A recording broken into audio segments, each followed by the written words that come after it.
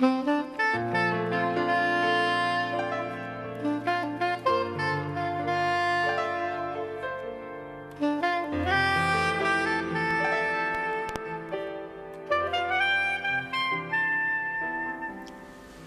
ese libro que han podido ustedes ver nos da paso al inicio de la segunda parte de esta edición de Conocer Marbella. Andrés García Baena es el autor, un libro editado por la editorial Arguval, que se presentó en el Cortijo Miraflores de Marbella hace unos meses, con un éxito de público que la propia editorial quedó asombrada, ¿no? Sí, efectivamente. Ya sabes que esta editorial Arguval es una editorial de temas malagueños. Paco Arguval es el subdirector de la Asociación de Editores Andaluces, miembro del comité ejecutivo de la Asociación de Editores Nacionales. Sí, una persona importante, y vino a echarnos una mano en la presentación y quedó gratamente impresionado del hecho. Dice, bueno, me comentaba, en Málaga presentamos 4 y 5 libros al mes en algunas ocasiones, y la dinámica de funcionamiento y de personal que ha habido aquí, pues muy difícil, por no decir imposible de conseguir en Málaga. Yo creo que quizá exageraba, pero que quedó hondamente impresionado del acto de presentación en el marco tan bonito en que lo hicimos. Un libro que en portada, como han podido nuestros televidentes apreciar, hay una pegatina que dice incluye póster. Esto no está dentro del libro. Es un póster de un tamaño considerable y que es la recreación de lo que sería la Marbella medieval. Exactamente. La verdad es que tengo una obsesión, ¿no?, como docente, o una degeneración profesional. Didáctica, que decía, bueno, ¿cómo se enseña a los miles de alumnos de Marbella cómo era esta ciudad en sus orígenes, aproximadamente? La única manera es de hacerlo de un modo visual, porque las descripciones, sabes que a veces cuestan trabajo de transmitir, ¿no?, como no sea para estudiosos y demás.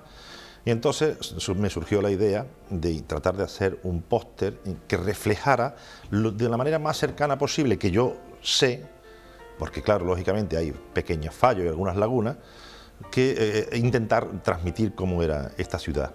Y yo creo que se ha conseguido de un modo notable, y ya digo, con algunos fallos existentes. Bueno, aquí estamos viendo, vamos a empezar a ver fotos, pero esto dentro de un momentito. Le pido al realizador que me aguante las fotos un momentito, porque primero quiero situar el libro y el objeto del libro. ¿En qué momento piensas hacerlo? Ya hace unos años, desde que empiezo a relacionarme con la Alcazaba de Marbella, a pasear en su entorno, empezaba a hacerme preguntas sobre ella continuamente, ¿no? Sin duda el monumento más importante de los que cuenta nuestro patrimonio. Yo creo que es que no somos conscientes, es que tenemos aquí Y eso que está súper deteriorado. Tenemos aquí un castillo increíblemente bonito, que, bueno, yo no digo en España, pero en cualquier lugar de Europa lo tendrían en los altares, por así decirlo, ¿no? Y nosotros lo vemos de una manera cotidiana y no hacemos mucho caso, y mucha gente ni siquiera nos preguntamos qué pudo ser aquello, ¿no? Pero es que tenemos un monumento realmente importante. El póster o el cartel, sí, porque lo de póster es una palabra que es ajena a nuestro idioma, aunque lo utilicemos. Este cartel, ¿quién lo ha realizado? Bueno, el dibujo lo ha hecho Pepe Moyano, que es magnífico dibujando. Sí, y lógicamente pues el asesoramiento ha sido mío, diciendo por esto debemos hacerlo aquí. Pepe es Pepe Sánchez Moyano. Pepe Sánchez Moyano, firma artísticamente Pepe Moyano. Pero firma, exactamente, ¿no? Que desde luego como dibujante es magnífico, como dibujante es magnífico.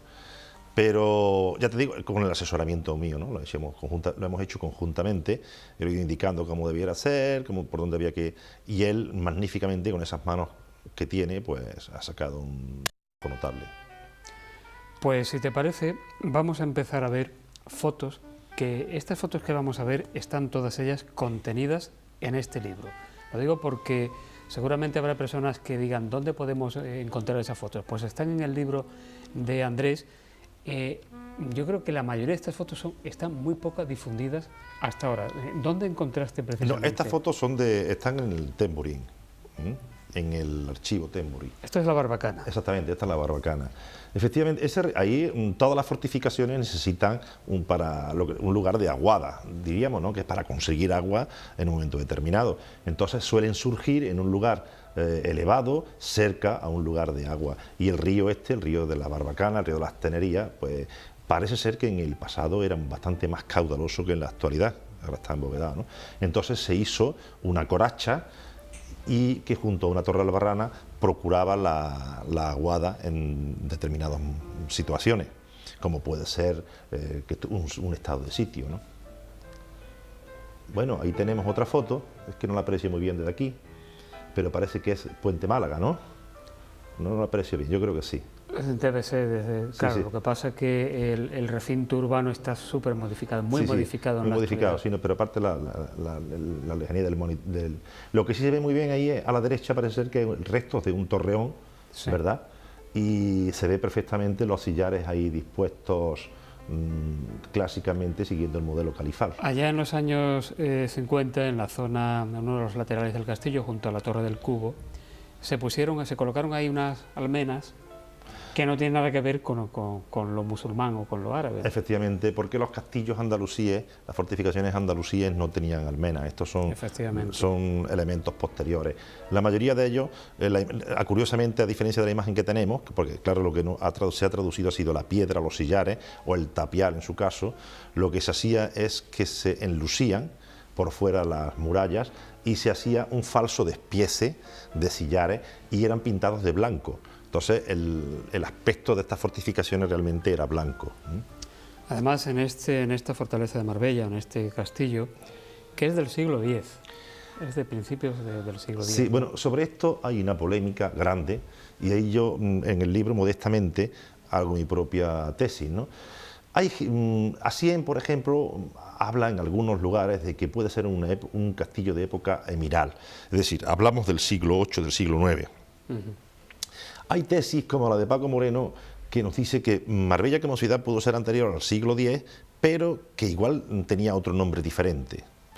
Pero la más reconocida y de la cual yo participo es que en el reinado de Abderramán III, insisto mucho en esto porque creo que es importante, en el reinado de Abderramán III, en los últimos años, parece ser que se sitúa el origen de estas fortificaciones, y digo estas refiriéndome a las que existen en la costa mediterránea, con motivo de que en esta época surge en el norte de África un califato. Mira, Andrés, esta era la entrada principal del Exactamente, castillo. esta es la entrada principal, sí. Sí, sí. Y esta es lo que se llamó posteriormente la Torre Blanca, que hoy en día está todo rehecho y demás. Lo que pasa es que la entrada original, desgraciadamente, se demolió en el siglo XIX porque un vecino le molestaba. Sí, efectivamente. Y bueno, lo que iba a decir antes de la explicación que has dado, es que hubo un tiempo bastante reciente, porque estamos hablando de los años 70, en que en lugar de restaurar cuando había algún problema en el castillo, se demolía. Sí, pero pasó en la calle Trinidad, por ejemplo. Sí, pero esto no es solamente de aquí, esto en todos lugares. Ahora que estoy estudiando la zona de Écija más profundamente, a partir del siglo XVII estas fortificaciones ya pierden su carácter defensivo con el desarrollo de la artillería. Entonces son abandonadas, ¿no? Y molestan, se caen encima de las casas de los vecinos y lo que hacen es tumbarse. Ahí tenemos la calle Trinidad. Exactamente, con las casas adosadas que había a la muralla, a los lienzos de muralla que hemos conocido nosotros perfectamente. Se demolieron en el 98. Exactamente, y esta es la que le llaman la Torre Blanca, ¿verdad? Y detrás está la otra torre que es donde tiene incrustados unos capiteles que son los que se traducen en que efectivamente hubo un reaprovechamiento de materiales de época romana, ¿no? Claro, yo creo que aquí deberíamos aclarar algo que mucha gente no tiene claro, que un castillo de este tipo tiene una función militar, es defensivo, por así decirlo, mientras que cuando hablamos de otros castillos medievales, aparte de la función defensiva, tenían la función también de albergar al señor feudal, en este caso con sus caballeros, e incluso aparte de la población. Bueno, nuestro, la Alcazaba, lógicamente tuvo estas dos funciones. Uno que fue para resguardar a la tropa, a los elementos militares, y otra que fue pues para el señor del momento pudiente, el mandamás, el gobernador, el amín, que hubo en cada momento. Andrés, estas fotos que estamos viendo son aproximadamente de los años 30 y 40. Estos son, sí, de los años 40-41. Son todas, te digo, del archivo Temburi. Y aquí en esa torre perfectamente se nota el capitel de reaprovechamiento de época romana. Son varios los que aparecen en el lienzo sur de la muralla. Y también están las casas estas, que fueron el año que tú has comentado antes. También en algunos de estos sillares que aparecen en la muralla, sobre todo en la parte de la calle Trinidad, Sí. se aprecian restos marinos. Sí, bueno, esto está relacionado con el tipo de materiales. de roca que se utilizan para estos sillares, ¿no? Es decir, todo esto son procedentes de los movimientos de la era terciaria, los movimientos alpinos, y hace millones de años fueron constituyéndose las rocas con restos marinos. Sabes que hasta arriba en Sierra Blanca encontramos, aparecen de estos elementos, porque todo esto estaba inundado por el mar de Tetis y demás, ¿no? Cada una de las torres que tenía, digamos, la muralla, a lo largo de toda la muralla, tenía un nombre, ¿verdad? Sí, sí. ¿Podemos recordar esos nombres? Sí, hay un plano que me gustaría, si podéis, no sé si me dices el realizador... la página, seguro que lo toma. Sí, te digo, en la página 115.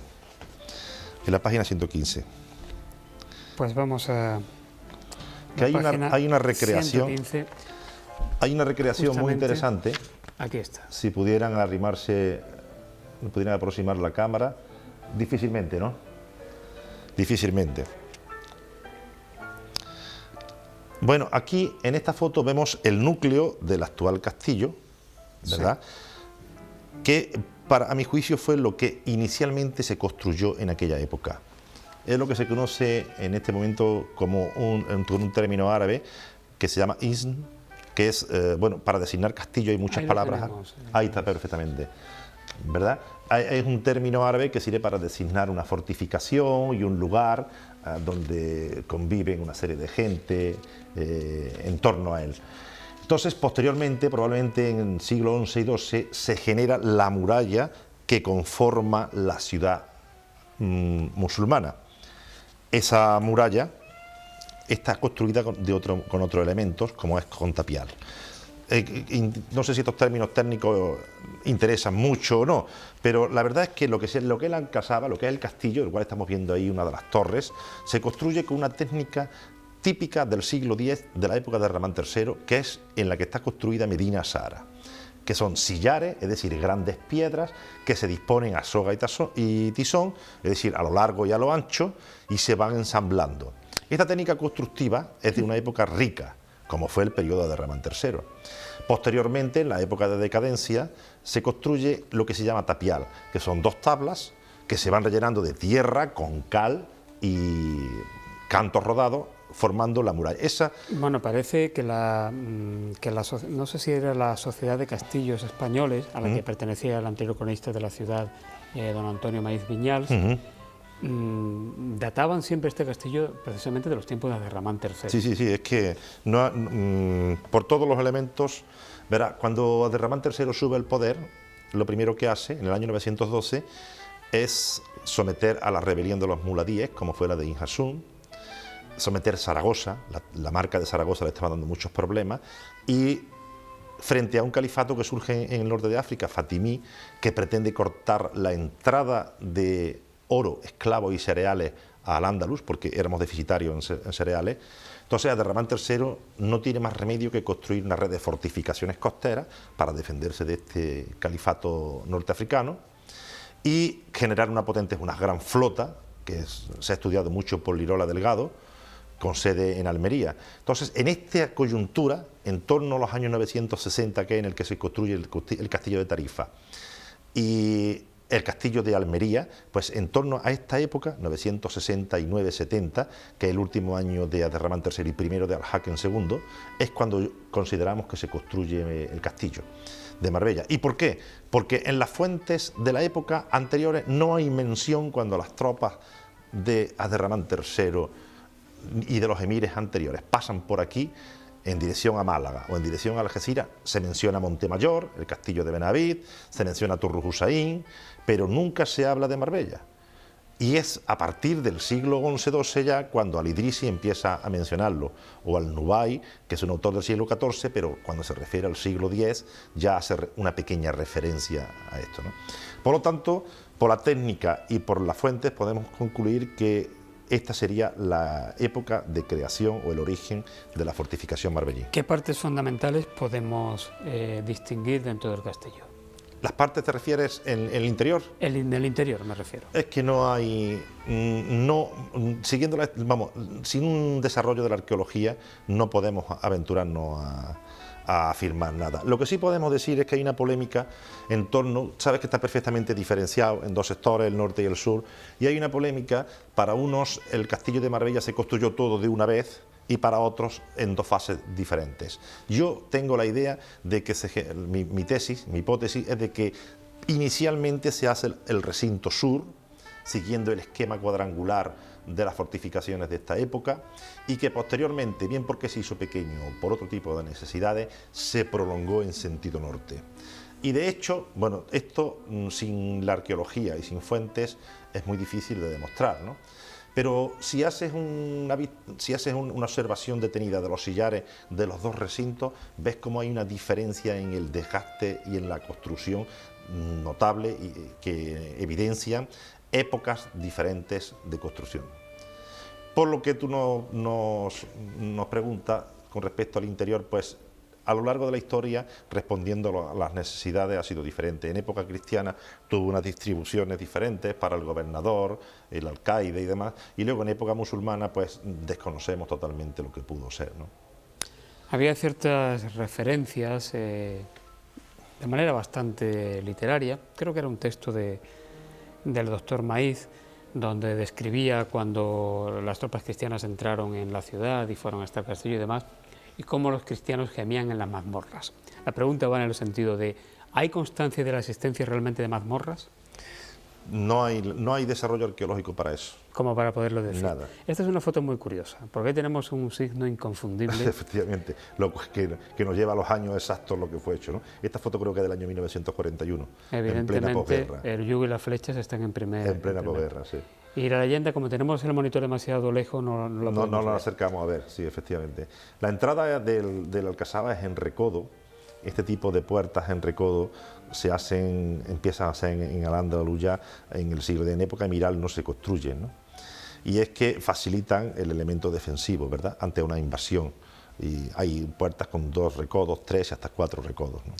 Bueno, cuando este ejército del rey Fernando y de doña Isabel entran en Marbella, se dice siempre, y es así, que no se libró batalla, hubo un intercambio epistolar que tú reflejas también ahí en tu libro, y que se hace de manera pacífica. Muy bien, de manera pacífica en el sentido de que no hay sangre. Pero ¿qué pasa con la población andalusí de Marbella de aquel entonces? ¿Qué ocurre? Porque eso no está muy claro.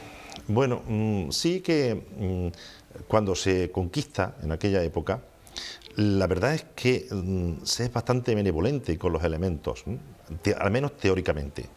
Es decir, se les dota de todos los elementos para sobrevivir, como son su lengua, su economía, etcétera, etcétera. Lo que ocurre es que esto fue en el momento inicial. Cuando llega el cardenal Cisneros a tomar fuerza dentro del reino de España, con los reyes católicos, pues empiezan a surgir unos niveles de intransigencia desconocidos para los propios reyes incluso. Y como este hombre tenía bastante poder, parece ser que sus tesis y las de otros allegados se acaban imponiendo. Y entonces todos estos beneficios que se le habían concedido a los conquistados, a los andalusíes conquistados, a los moriscos, perdón, pues le son eliminados radicalmente, y sobre todo con la rebelión de las Alpujarras y la del Albaicín inicialmente y luego de la Alpujarra, pues ya radicalmente son eliminados todas las prerrogativas, de modo y manera que surge la expulsión. Pero lo que sí es cierto es que parte de la población decide o opta por irse al norte de África o a otros lugares, y otros residen aquí, acomodándose a las nuevas situaciones, ¿verdad? Sobre esto hay muchísimo que hablar, no sé si es el momento ahora de... Las dificultades con las que tú te has encontrado de hacer este libro, supongo que habrán sido las fuentes, el encontrar fuentes. Sí, porque las fuentes de la época medieval son muy escasas. En esto hay una polémica muy grande sobre el tema de las fuentes, no sé si entrar, porque al igual al público no le interesa mucho. Como siempre, Sánchez Albornoz por un lado, Dossi y Levi Provenzal por otro, sobre las fuentes en Al-Ándalus. Y efectivamente, los 200 primeros años de la historia del Al-Ándalus hay pocas fuentes, sobre todo porque estas se transmiten de un modo oral y son copiadas por autores posteriores. Y luego ya a partir del siglo X, siglo XI sí que las fuentes se hacen pródigas, pero se repiten, se copian unos de otros y entonces llegar realmente a conocer la situación es difícil. Es decir, indagar en las fuentes hispano-musulmanas es relativamente complicado. Lo que ocurre es que muchas de ellas se han perdido, se han extraviado, otras no se han traducido, y sobre todo que se dedican a describir los lugares de importancia. La mayoría de los cronistas pertenecen al poder y entonces se dedican a ensalzar el poder y a describir los lugares donde está el poder, a los lugares como Córdoba, Sevilla, donde estaban realmente los poderosos, Málaga, etcétera. Entonces, las pequeñas ciudades pues pasan desapercibidas y las descripciones que hay son de algunos viajeros que pasan por aquí y demás, ¿no? En tu libro hablas también fortificaciones anexas. Aparte de esta fortificación, la reina de todas ellas, que es el castillo de Marbella, podemos hablar también de otras Sí. que hay en este término municipal. Bueno, ¿Cómo cuáles? ¿Cuáles serían las fundamentales? las que aquí comentamos son el Castillo de los Alicates, Cerro Torrón y el Castillo de Montemayor, Isno Alguar, el Castillo de las Rosas. De todas ellas, la que yo tengo un especial interés y cariño es la de Cerro Torrón. Las fuentes tradicionales hablan de un lugar al pasar las tropas por aquí que llaman Turrus Husain. Y tradicionalmente se creía que este Turrus Husain era Ojén, pero las tesis actuales parecen confirmar que este Turrus era el Cerro Torrón que tenemos al este de Marbella. Aquí en una de estas fotos es el Cerro Efectivamente, Torrón, que está pues a unos 2 kilómetros o algo de Marbella, situado al este, ¿no? Y parece ser que este lugar, pues hasta el siglo XII, siglo XI y XII, y además hay constancia de elementos cerámicos califales e incluso precalifales, emirales también, pues fue como un lugar de refugio de la población. Cuando surge el periodo de pacificación de Abderramán III y del califato, la gente que vivía en las alturas, en los castillos de las alturas, bajan al llano, bajan a los lugares donde la vida es más benévola. Y en este sentido, parece ser que parte de la población de este sector se va a constituir una alquería en lo que es actualmente Ojén y parte hacia lo que es Marbella. Porque, comento, en la época anterior, hasta que la época de pacificación de Abderramán III, pues las fortificaciones en altura eran lo necesario, porque la inseguridad era terrible por todos los lugares donde pasábamos. ¿Cómo podría ser la vida cotidiana de aquella Marbella andalusí? Esa es una pregunta. Las corrientes historiográficas están ahora muy por la labor, por esta labor, ¿no? De la vida cotidiana, la búsqueda de la vida. Bueno, ya lleva tiempo, ya lleva unos años. Yo me imagino que la vida cotidiana de los marbellíes, como la de cualquier zona rural del mundo, hasta el primer tercio del siglo XX ha cambiado muy poco. Es a partir del primer tercio del siglo XX cuando ha habido un cambio radical con la llegada de la televisión, de la revolución de los medios de comunicación, etcétera, etcétera. Pero me imagino que sería una vida apacible, tranquila, muy en contacto con la naturaleza y dedicada básicamente al trabajo, con muy poco tiempo para el ocio y en la cual, lógicamente, las grandes festividades eran vividas de un modo muy intenso por la escasez de las mismas, al contrario de lo que ocurre en la actualidad. En Marbella nos encontramos con un medio ambiente, con un medio geográfico muy benévolo, idílico, magnífico, un lugar lleno de agua, lleno de vegetación, con grandes árboles frutales. Todo esto hace a la orilla del mar, con un clima no extremo, todo eso hace que el lugar sea ideal para llevar una vida tranquila. Pero la idea continua de la llegada de enemigos por las costas y con el acercamiento de los cristianos, posteriormente el miedo a las razias hacia el lugar, pues serían los grandes traumas de estos ciudadanos, ¿no? El miedo a que alguien invadiera su tierra por el mar o por la tierra. Estos serían, como digo, sus grandes traumas. y el resto pues sería una vida muy tranquila, pendiente básicamente de la agricultura y de la pesca. Destacando especialmente la uva. Sí, la uva de Marbella tiene mucha fama en las fuentes que hemos contactado. Y más que la uva, la pasa, que junto con la de la Vélez Málaga son las dos que más gustaban en aquella época. También los higos. Los higos de todo Raya, de toda Málaga, eran muy conmemorados incluso en Oriente, y especialmente también los de Marbella. Si recuerdas, hasta hace poco en Marbella había muchísima higuera. Sí, es cierto. Recuerdo la zona del Rojo, antes Sí. de construir, donde había centenares y centenares de higueras, ¿no? Tú me comentabas antes de entrar aquí en plató que dispones de otra información que no está en el libro, pero que nos habla incluso de un poeta marbellero Sí. o marbellí del siglo XIII. Sí, efectivamente, claro, estas obras nunca están acabadas, ¿no? Entonces, bueno, pues en una de las búsquedas que he hecho he encontrado en un texto de Aludri, pues la referencia a un poeta marbellí del siglo XIII, y que próximamente pues intentaré sacar un pequeño resumen sobre lo mismo.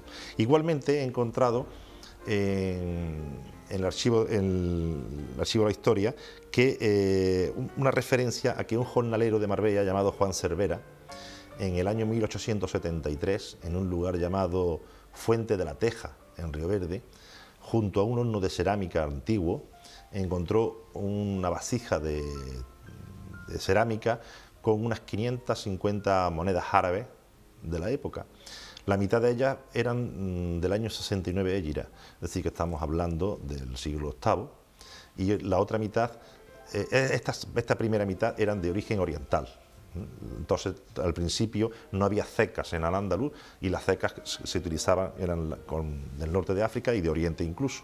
Y otra mitad del año 163, ya estamos entrando en periodo propiamente dicho andalusí, ¿no? Estas monedas se le llevaron una muestra a la reina para que decidiera qué hacer con ella, y ella respondió que se distribuyeran entre las bibliotecas cercanas y entre los interesados o coleccionistas, y que algunas de ellas se remitieran a la Casa de la Moneda, en la que actualmente estoy intentando buscarla, no por el valor emocional más que por el valor intelectual, Claro. porque las monedas entonces eran todas iguales, lo que indicaba prácticamente era la fecha y el lugar donde se hacían. Es muy, muy interesante esto que estás contando. Has tenido también para la realización de este libro una colaboración especial, diría yo, de alguien que representa ahora mismo en Marbella pues a una fe y a una comunidad bastante amplia, que muchos siglos después de aquello regresó a Marbella con una mezquita.